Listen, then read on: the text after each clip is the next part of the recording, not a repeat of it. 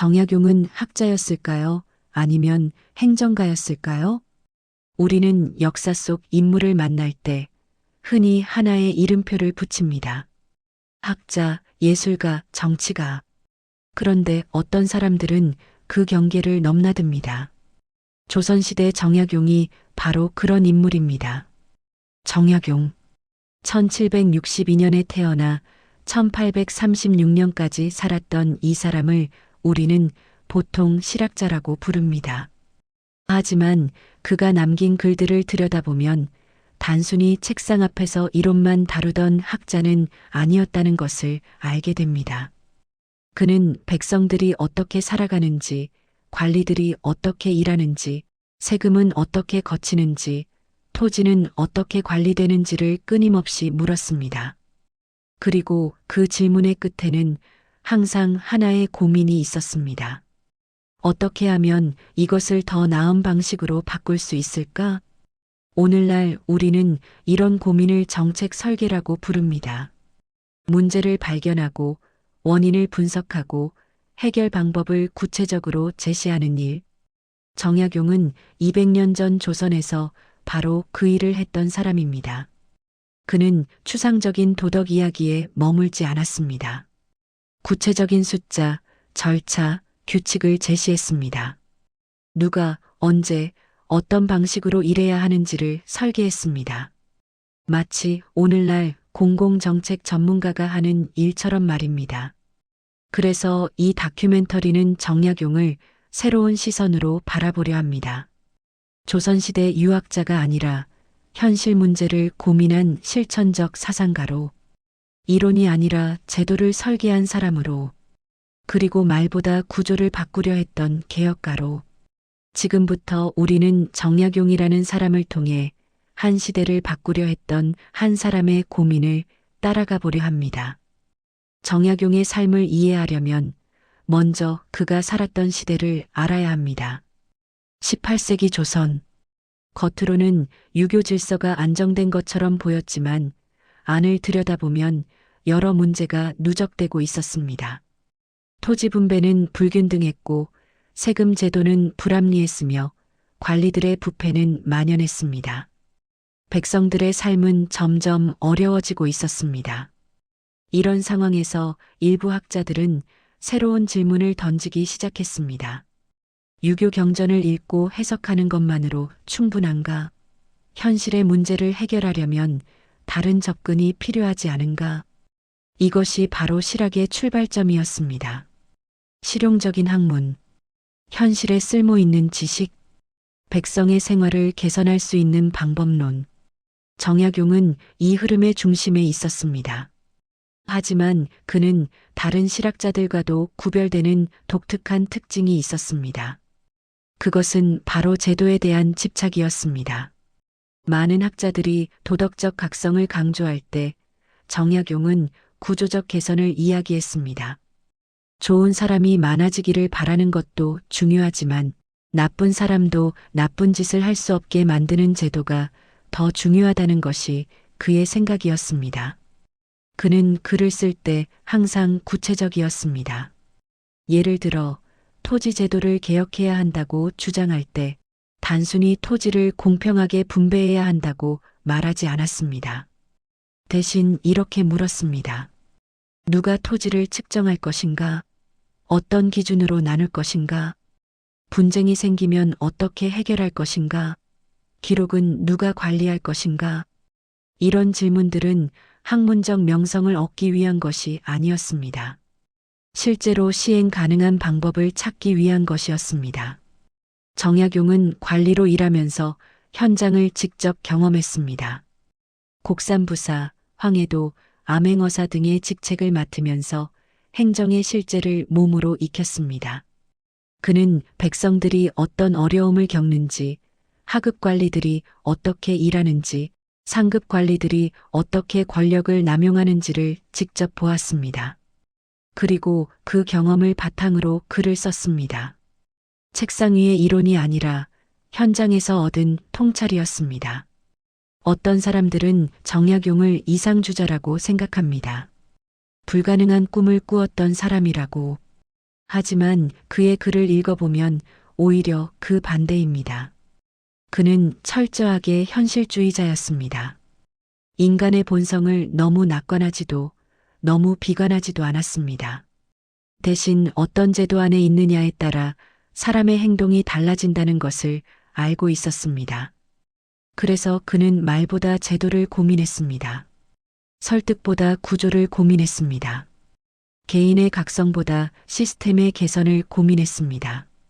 오늘날 우리가 제도가 사람을 만든다는 말을 할 때 정약용은 이미 200년 전에 그것을 알고 있었습니다. 그리고 그것을 바꾸는 방법을 구체적으로 제시하려 했습니다. 이것이 정약용 학문의 핵심이었습니다. 책상 위에서 끝나지 않는 학문. 현실로 내려와 백성의 삶을 바꾸려는 학문. 말이 아니라 실천을 지향하는 학문. 정약용의 사상은 조선이라는 시공간을 넘어섭니다. 오늘날 해외 일부 대학의 강의실과 학술 연구에서도 그의 이름을 만날 수 있습니다.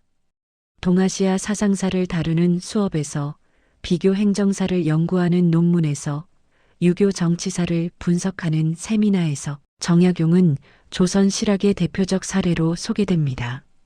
왜 그럴까요? 무엇이 서구 학자들의 관심을 끄는 걸까요?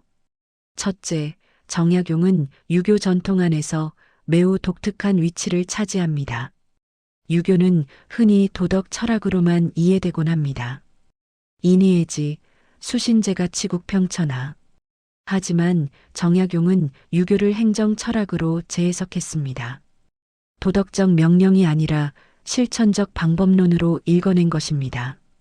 둘째, 그의 사고방식은 오늘날 제도주의적 접근과 유사합니다.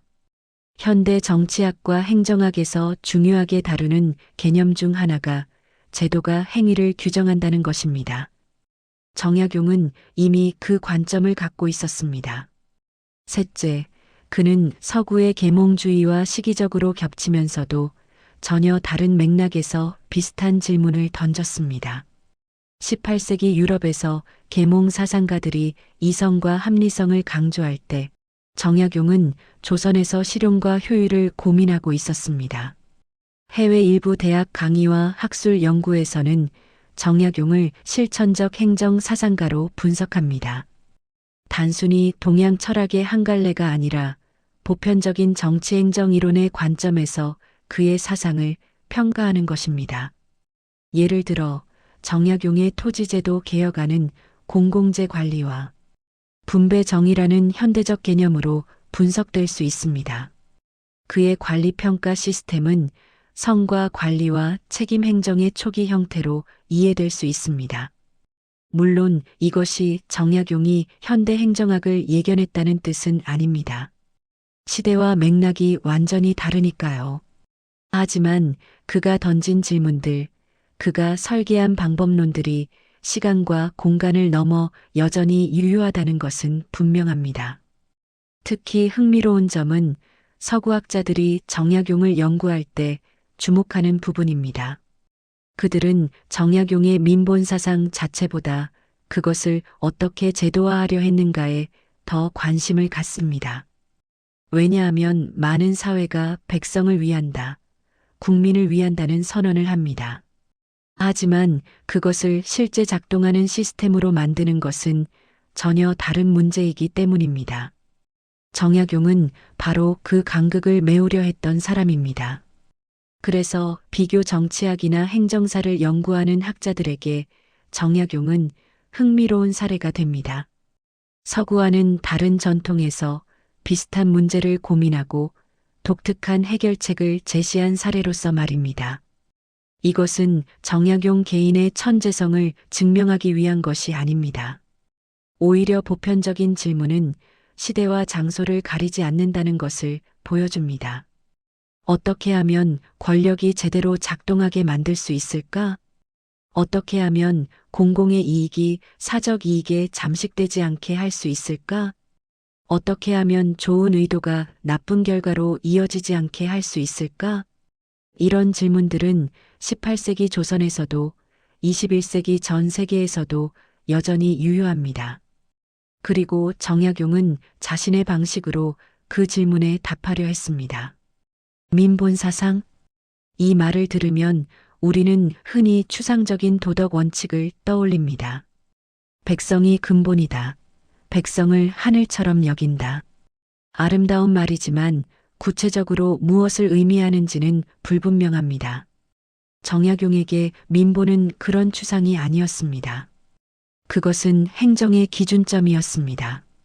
제도를 설계할 때의 출발점이었습니다. 그는 이렇게 생각했습니다. 모든 제도는 결국 백성의 삶에 영향을 미친다. 그렇다면 제도를 만들 때, 개선할 때, 평가할 때 항상 이 질문을 먼저 던져야 한다. 이것이 백성의 삶을 더 나아지게 만드는가? 이것은 단순해 보이지만 실제로 적용하면 매우 급진적인 기준이 됩니다. 예를 들어보겠습니다. 조선시대에는 여러 종류의 세금과 부역이 있었습니다. 왕조의 입장에서 보면 이것들은 국가를 운영하기 위해 필요한 것들입니다. 관리의 입장에서 보면 자신이 관리하는 영역에서 최대한 많이 걷는 것이 업무 성과입니다. 하지만 백성의 입장에서 보면 세금과 부역은 삶의 무게입니다. 적정선을 넘으면 생존이 위협받습니다. 정약용은 바로 이 백성의 시선에서 제도를 재설계하려 했습니다. 그는 세금 제도를 고민할 때 어떻게 하면 국가가 필요한 세수를 확보하면서도 백성의 부담을 최소화할 수 있을까? 를 물었습니다. 그리고 그 질문에 답하기 위해 세금을 걷는 방식, 세금을 책정하는 기준, 세금을 관리하는 절차를 모두 재검토했습니다. 어느 하나 추상적인 원칙으로 넘어가지 않았습니다. 모든 것을 구체적인 방법론으로 제시했습니다. 또 다른 예를 들어보겠습니다. 토지제도. 조선시대 토지 분배는 심각하게 불균등했습니다. 일부 양반과 지주가 대부분의 토지를 소유하고 대다수 백성은 토지가 없거나 아주 적은 땅만을 경작했습니다. 이것은 단순한 빈부격차의 문제가 아니었습니다. 생존의 문제였습니다. 정약용은 이 문제를 해결하기 위해 정전제라는 토지 개혁안을 제시했습니다. 이것은 고대 중국의 이상적 제도를 조선의 현실에 맞게 재해석한 것이었습니다. 핵심은 이것이었습니다. 토지는 공공재다. 개인이 독점할 수 있는 것이 아니다. 모든 백성이 생계를 유지할 수 있을 만큼의 토지에 접근할 수 있어야 한다. 그리고 이것을 단순한 선언으로 끝내지 않았습니다. 토지를 어떻게 나눌 것인가, 누가 경작할 것인가, 수확물은 어떻게 분배할 것인가, 분쟁은 어떻게 해결할 것인가를 모두 구체적으로 설계했습니다. 이런 접근 방식이 정약용 민본사상의 특징입니다. 백성을 위한다는 것은 좋은 말을 하는 것이 아니라 백성이 실제로 더 나은 삶을 살 수 있게 만드는 것입니다. 그리고 그것을 위해서는 구조를 바꿔야 합니다. 정약용은 인간의 도덕성을 불신한 것이 아닙니다. 하지만 도덕성에만 의존하는 것의 한계를 알고 있었습니다. 아무리 좋은 사람도 나쁜 제도 안에서는 나쁜 결과를 만들어낼 수 있습니다. 반대로 보통 사람도 좋은 제도 안에서는 좋은 결과를 만들어낼 수 있습니다. 그래서 그는 제도를 설계할 때 최악의 경우를 가정했습니다. 만약 이 제도를 악용하려는 사람이 있다면, 만약 관리가 부패한다면, 만약 감독이 제대로 이루어지지 않는다면, 그리고 그런 상황에서도 백성이 피해를 입지 않도록 제도 자체에 안전장치를 만들었습니다. 권한을 분산시키고 상호 감시 체계를 만들고 명확한 기록과 보고 시스템을 구축했습니다. 이것이 정약용이 생각한 민본의 실천이었습니다. 백성을 사랑하는 마음이 아니라 백성이 해를 입지 않게 만드는 시스템, 선의에 의존하지 않고 구조로 보장하는 안전망. 오늘날 우리가 시민을 위한 정책을 말할 때 정약용의 이런 접근은 여전히 유효합니다. 좋은 의도만으로는 부족합니다. 그 의도가 실제로 작동하는 시스템이 되어야 합니다. 정약용은 바로 그것을 고민했던 사람입니다. 말이 아니라 제도로, 선언이 아니라 실행으로, 이상이 아니라 현실로 민본을 만들려 했던 사람. 정약용이 남긴 방대한 저술 중에서 특히 주목할 만한 것이 있습니다. 목민심서, 경세유표, 흠음신서. 이 세 권의 책은 그의 제도 설계 사상이 집약된 작품들입니다. 목민심서는 지방 관리를 위한 안내서입니다. 하지만 단순한 매뉴얼이 아닙니다. 이것은 행정의 모든 측면을 체계적으로 분석하고 각 단계에서 관리가 무엇을 해야 하고 무엇을 하지 말아야 하는지를 상세히 설명한 종합 행정학 서적입니다. 그는 관리의 임무를 여러 영역으로 나누었습니다. 부임, 율기, 봉공, 애민, 이전, 호전, 예전, 병전, 형전, 공전, 진황, 해관. 각 영역마다 구체적인 원칙과 방법을 제시했습니다. 예를 들어 애민편에서 그는 백성을 사랑하는 방법을 추상적으로 말하지 않았습니다. 대신 이런 질문을 던졌습니다. 관리가 백성을 만날 때 어떤 태도를 가져야 하는가? 백성의 민원을 어떻게 처리해야 하는가? 백성이 부당한 대우를 받았을 때 어떻게 구제해야 하는가? 형전편에서는 형벌과 재판에 관해 다루었습니다. 그는 형벌의 목적이 복수가 아니라 정의의 실현이라고 보았습니다. 그리고 재판 과정에서 관리가 어떻게 공정성을 유지할 수 있는지, 어떻게 억울한 사람이 생기지 않게 할 수 있는지를 상세히 설명했습니다. 흠음신서는 바로 그 재판과 형벌을 더 깊이 다룬 책입니다. 이 책의 제목은 두렵고 신중하게라는 뜻입니다. 사람의 생명과 자유를 다루는 일이기에 관리는 항상 두렵고 신중해야 한다는 의미입니다. 정약용은 이 책에서 실제 사건 사례들을 분석하면서 어떻게 억울한 판결이 만들어지는지, 어떻게 그것을 방지할 수 있는지를 보여주었습니다. 그는 증거를 어떻게 평가할 것인가, 증인을 어떻게 신문할 것인가, 자백을 어떻게 다룰 것인가를 구체적으로 설명했습니다. 오늘날 형사소송법과 증거법에서 다루는 많은 원칙들을 정약용은 이미 고민하고 있었습니다.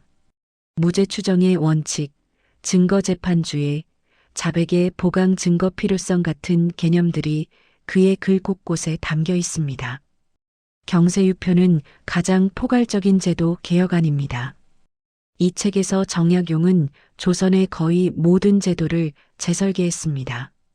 중앙정부 조직, 지방행정체계, 과거제도, 토지제도, 군사제도, 교육제도, 방대한 영역을 다루면서도 각 제도의 세부 사항까지 빠짐없이 제시했습니다.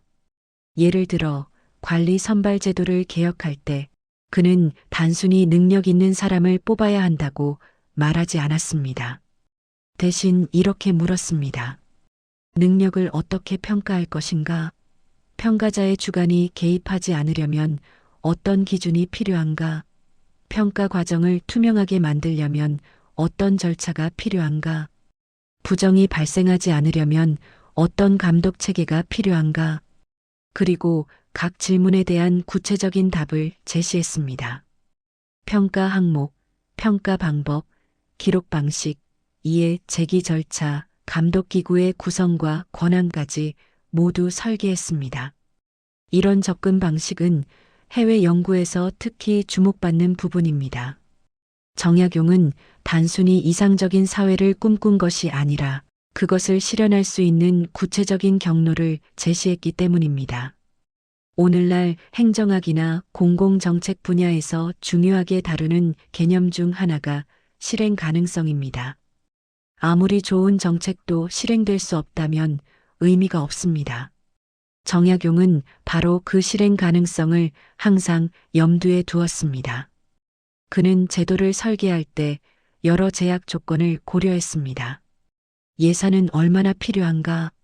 인력은 충분한가? 기존 제도와 충돌하지 않는가? 저항 세력은 어떻게 대응할 것인가? 이런 현실적 고민 때문에 그의 개혁안은 급진적이면서도 실행 가능한 균형을 유지했습니다.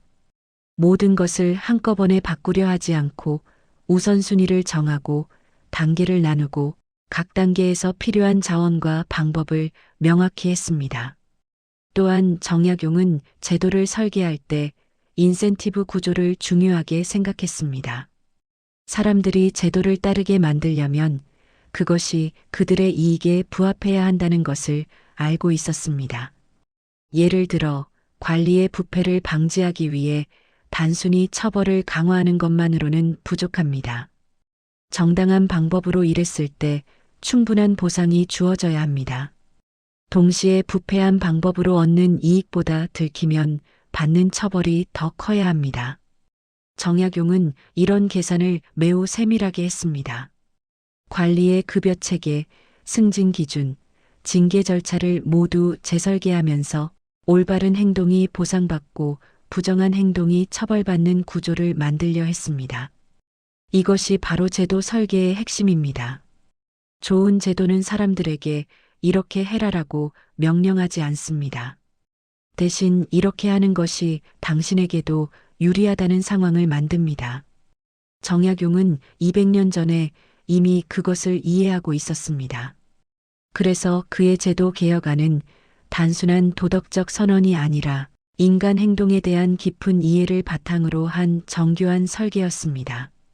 정약용의 개혁안은 구체적이고 실행 가능하고 논리적이었습니다. 그렇다면 왜 실현되지 못했을까요? 이 질문에 답하려면 정약용이 살았던 조선 후기의 정치 구조를 이해해야 합니다. 첫째, 기득권의 저항이 있었습니다. 정약용의 개혁안은 필연적으로 기존 권력 구조의 재편을 의미했습니다. 토지를 재분배하면 대지주들이 손해를 봅니다. 관리 선발 제도를 바꾸면 기존 양반 가문의 특권이 약화됩니다.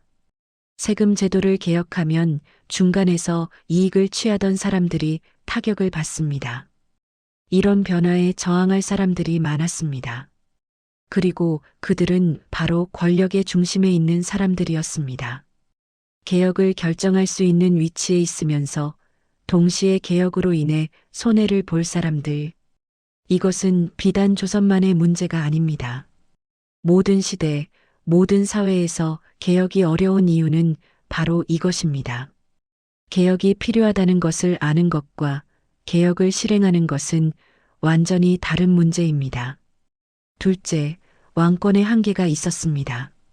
조선의 왕은 절대 권력자가 아니었습니다. 양반 관료 집단과 권력을 나누어 가졌습니다. 왕이 개혁을 원해도 신하들이 반대하면 실행하기 어려웠습니다. 정약용이 살았던 시기는 정조와 순조 때였습니다. 정조는 개혁적인 군주였고 정약용을 중용했습니다. 하지만 정조가 갑작스럽게 세상을 떠나면서 정약용을 포함한 개혁 세력은 힘을 잃었습니다. 순조 시대에는 보수 세력이 권력을 장악했습니다. 그리고 정약용은 유배를 가게 됩니다. 무려 18년 동안 강진과 다산에서 유배 생활을 했습니다. 흥미로운 것은 정약용이 가장 많은 저수를 남긴 시기가 바로 이 유배 기간이었다는 점입니다. 권력의 중심에서 밀려난 그 시간에 그는 더욱 집중적으로 사색하고 집필했습니다. 어쩌면 이것은 역설적인 행운이었을지도 모릅니다. 만약 그가 계속 관직에 있었다면 현실 정치의 타협 속에서 자신의 사상을 온전히 펼치기 어려웠을 것입니다. 하지만 유배지에서 그는 시간적, 정신적 여유를 가지고 자신의 생각을 체계화할 수 있었습니다. 셋째, 시대적 한계가 있었습니다. 정약용의 개혁안은 조선이라는 틀 안에서의 개혁이었습니다. 근본적인 체제 전환을 꿈꾼 것은 아니었습니다. 왕조 체제, 신분제, 유교 질서는 그대로 유지하면서 그 안에서 효율과 공정성을 높이려 한 것입니다.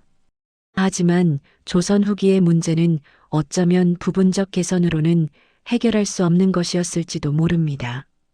구조적 모순이 너무 깊이 뿌리내리고 있었기 때문입니다. 또한 당시 조선은 외부로부터 새로운 변화의 압력을 받고 있었습니다. 서구 열강의 접근, 새로운 사상과 기술의 유입. 이런 거대한 변화 앞에서 내부 개혁만으로는 시대를 따라가기 어려웠습니다. 넷째, 개혁의 속도와 사회의 준비도 사이에 불일치가 있었습니다. 정약용의 아이디어는 매우 앞서 있었습니다. 하지만 사회 전체가 그 변화를 받아들일 준비가 되어 있지 않았습니다. 변화는 단순히 제도를 바꾸는 것만으로 이루어지지 않습니다. 사람들의 인식, 관습, 가치관도 함께 변해야 합니다. 그리고 그것은 오랜 시간이 걸리는 과정입니다. 예를 들어 토지 재분배를 실행하려면 단순히 법을 만드는 것만으로는 부족합니다. 토지 측량 기술, 기록 관리 시스템, 분쟁 해결 절차, 이 모든 것을 실제로 수행할 수 있는 행정 능력이 필요합니다. 정약용은 이 모든 것을 설계했지만 그것을 실행할 수 있는 조직과 인력은 준비되어 있지 않았습니다. 이런 여러 이유로 정약용의 개혁안은 그가 살아있는 동안 실현되지 못했습니다. 하지만 이것이 실패를 의미하는 것은 아닙니다. 좋은 생각이 있어도 시대가 허락하지 않을 때가 있습니다. 옳은 방향을 알고 있어도 그곳에 도달할 수 없을 때가 있습니다. 하지만 그 생각과 방향을 기록으로 남기는 것, 그 자체가 중요한 의미를 갖습니다. 왜냐하면 시대는 변하기 때문입니다. 오늘 불가능한 것이 내일은 가능해질 수 있습니다.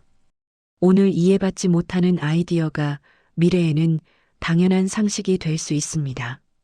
정약용이 남긴 것은 바로 그런 씨앗이었습니다. 당장 열매를 맺지는 못했지만 후대에 싹을 틔울 수 있는 씨앗. 정약용은 완전한 개혁을 이루지 못했습니다. 하지만 그는 완전한 기록을 남겼습니다. 500여 권에 달하는 방대한 저술, 경학, 철학, 역사, 지리, 의학, 수학, 건축, 행정, 법률, 거의 모든 분야를 다루었습니다. 그리고 각 분야에서 단순히 기존 지식을 정리하는 것이 아니라 자신만의 독창적인 해석과 제안을 내놓았습니다. 이 방대한 기록이 갖는 의미는 무엇일까요? 첫째, 그것은 사고방식의 전환을 보여줍니다. 정약용의 글을 읽다 보면 그가 질문하는 방식 자체가 이전 학자들과 다르다는 것을 알 수 있습니다. 그는 무엇이 옳은가, 보다 어떻게 작동하는가를 먼저 물었습니다. 무엇을 해야 하는가, 보다 어떻게 실행할 수 있는가를 더 깊이 고민했습니다. 이런 사고방식은 단순히 개인의 천재성이 아니라 새로운 학문적 패러다임을 제시한 것입니다. 실학이라는 이름으로 불리는 이 흐름은 정약용에 의해 가장 체계적으로 완성되었습니다. 둘째, 그것은 후대 학자들에게 영감을 주었습니다. 정약용의 저술은 그가 세상을 떠난 후에도 계속 읽혔습니다. 조선 말기 개혁 사상가들, 근대 초기 지식인들, 그리고 현대 연구자들까지 시대는 달라졌지만 그들은 정약용의 글에서 각자의 시대에 필요한 통찰을 발견했습니다. 예를 들어 조선 말기 개화파 인사들은 정약용의 제도 개혁안에서 근대화의 단초를 찾았습니다. 일제강점기 민족주의 학자들은 정약용의 실학 사상에서 자주적 학문 전통을 확인했습니다. 현대 행정학자들은 정약용의 관리론에서 공공행정의 원칙을 재발견했습니다. 같은 텍스트가 시대에 따라 다르게 읽힌 것입니다. 이것은 정약용의 사상이 특정 시대에 국한된 것이 아니라 보편적 질문을 담고 있었기 때문에 가능한 일이었습니다. 셋째, 그것은 대안적 가능성을 보여주었습니다. 역사는 실제로 일어난 일의 기록입니다. 하지만 역사를 공부하는 이유는 단순히 과거를 아는 것만이 아닙니다. 다른 길도 가능했다는 것을 아는 것, 그것도 중요한 의미를 갖습니다. 정약용의 저술은 바로 그 다른 길을 보여줍니다. 조선이 실제로 가지 않은 길 하지만 갈 수 있었던 길. 그것을 구체적으로 설계하고 기록으로 남긴 것입니다. 이것은 과거에 대한 아쉬움이 아니라 미래에 대한 가능성입니다. 이런 방식도 가능하다는 것을 보여줌으로써 오늘날 우리가 다른 선택을 할 수 있는 상상력을 제공하는 것입니다. 넷째, 그것은 지식의 민주화를 지향했습니다. 정약용의 글은 전문가만을 위한 것이 아니었습니다. 특히 목민심서 같은 저술은 실제로 관리가 되어 일할 사람들을 위한 실용서였습니다. 그는 어려운 한문 용어를 가능한 한 쉽게 풀어 설명하려 했습니다. 추상적인 이론보다 구체적인 사례를 많이 들었습니다. 독자가 직접 적용할 수 있도록 단계별로 설명했습니다. 이것은 지식이 소수 엘리트의 전유물이 아니라 실제로 일하는 사람들에게 도움이 되어야 한다는 그의 신념을 보여줍니다. 오늘날 우리가 실용적 지식, 접근 가능한 전문성을 이야기할 때 정약용은 이미 그것을 실천하고 있었습니다. 다섯째, 그것은 학제 간 통합의 모델을 제시했습니다. 정약용은 한 분야의 전문가가 아니었습니다. 아니, 오히려 여러 분야를 넘나드는 통섭의 학자였습니다. 그는 철학을 공부하면서 동시에 수학을 연구했습니다. 행정을 고민하면서 동시에 건축을 설계했습니다. 법률을 분석하면서 동시에 의학을 탐구했습니다. 왜 그랬을까요? 그는 현실 문제가 한 분야의 지식만으로는 해결될 수 없다는 것을 알고 있었기 때문입니다. 예를 들어 토지 제도를 개혁하려면 법률 지식만으로는 부족합니다. 경제학적 이해, 측량 기술, 행정 시스템, 분쟁 해결 절차, 이 모든 것이 필요합니다. 정약용은 바로 이런 통합적 접근을 했습니다. 그리고 그것을 기록으로 남겼습니다. 오늘날 복잡한 사회 문제를 해결하기 위해 융합, 통섭, 학제 간 연구를 강조할 때 정약용의 저술은 그것이 어떻게 가능한지를 보여주는 하나의 모델이 됩니다. 해외 학술 연구에서 정약용이 주목받는 이유 중 하나도 바로 이것입니다. 그는 단일 분야의 전문가가 아니라 여러 분야를 아우르는 체계적 사상가였기 때문입니다. 정약용의 기록은 단순한 과거의 유산이 아닙니다. 그것은 지금도 읽히고 연구되고 재해석되는 살아있는 텍스트입니다. 왜냐하면 그가 던진 질문들이, 그가 고민한 문제들이, 그가 제시한 방법들이 여전히 유효하기 때문입니다. 이제 우리는 다시 처음의 질문으로 돌아옵니다. 정약용은 학자였을까요? 아니면 행정가였을까요? 이 질문에 대한 답은 어쩌면 둘 다 아니다일지도 모릅니다. 정약용은 학자의 방법으로 행정가의 문제를 다룬 사람입니다. 현실의 경험을 이론으로 체계화하고 다시 그 이론을 현실에 적용하려 한 사람입니다. 그를 하나의 범주로 규정하는 것은 그의 복합성을 놓치는 일입니다. 대신 우리는 그가 보여준 사고방식, 그가 추구한 가치, 그가 남긴 방법론에 주목해야 합니다. 정약용이 남긴 것은 무엇일까요? 사상이 아니라 사람을 먼저 보는 기준이었습니다. 많은 사상가들이 이상적인 사회를 꿈꿉니다. 하지만 정약용은 꿈만 꾸지 않았습니다. 그 꿈에 도달하는 구체적인 경로를 설계했습니다. 그리고 그 경로의 중심에는 항상 사람이 있었습니다. 백성이 어떻게 살아가는지, 무엇이 그들을 힘들게 하는지, 어떻게 하면 그들의 삶이 나아질 수 있는지. 정약용의 모든 제도 설계는 이 질문에서 출발했습니다. 말이 아니라 구조를 바꾸는 지혜였습니다. 정약용은 좋은 말을 많이 남기지 않았습니다. 아름다운 수사나 감동적인 연설도 별로 없습니다. 대신 그는 복잡하고 세밀한 제도 설계도를 남겼습니다. 왜냐하면 그는 알고 있었기 때문입니다. 아무리 좋은 말도 제도가 바뀌지 않으면 현실은 변하지 않는다는 것을, 반대로 적절한 제도만 만들어지면 말을 하지 않아도 변화가 일어난다는 것을, 이상이 아니라 실천을 추구하는 태도였습니다. 정약용의 글에는 이렇게 되면 좋겠다는 희망보다 이렇게 하면 된다는 방법이 더 많습니다. 그는 이상주의자가 아니라 실천주의자였습니다. 하지만 그의 실천주의는 냉소적이지 않았습니다. 그는 더 나은 세상이 가능하다고 믿었습니다. 다만 그것이 저절로 오지 않는다는 것, 구체적인 노력이 필요하다는 것을 알고 있었습니다. 미래를 위한 씨앗이었습니다. 정약용이 살아있는 동안 그의 개혁안은 실현되지 못했습니다. 하지만 그가 남긴 기록은 사라지지 않았습니다. 그것은 후대로 전해졌고 다른 시대 다른 사람들에 의해 다시 읽혔고 새로운 의미를 얻었습니다. 씨앗은 당장 열매를 맺지 않습니다. 하지만 적절한 때가 오면 싹을 틔웁니다. 정약용의 사상도 그랬습니다. 그가 던진 질문, 그가 제시한 방법은 시대를 넘어 계속 살아있습니다. 보편적 질문에 대한 특수한 답이었습니다. 정약용은 조선이라는 특정한 시공간에서 살았습니다. 그의 제도 설계는 조선의 현실을 반영한 것입니다. 하지만 그가 던진 질문은 보편적입니다. 어떻게 하면 권력이 제대로 작동하게 만들 수 있을까? 어떻게 하면 공공의 이익이 사적 이익에 잠식되지 않게 할 수 있을까? 어떻게 하면 약자가 보호받는 사회를 만들 수 있을까?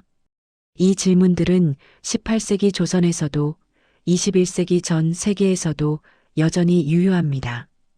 그리고 정약용이 제시한 방법론, 구체적 제도 설계, 인센티브 구조 분석, 실행 가능성 검토도 여전히 유효합니다.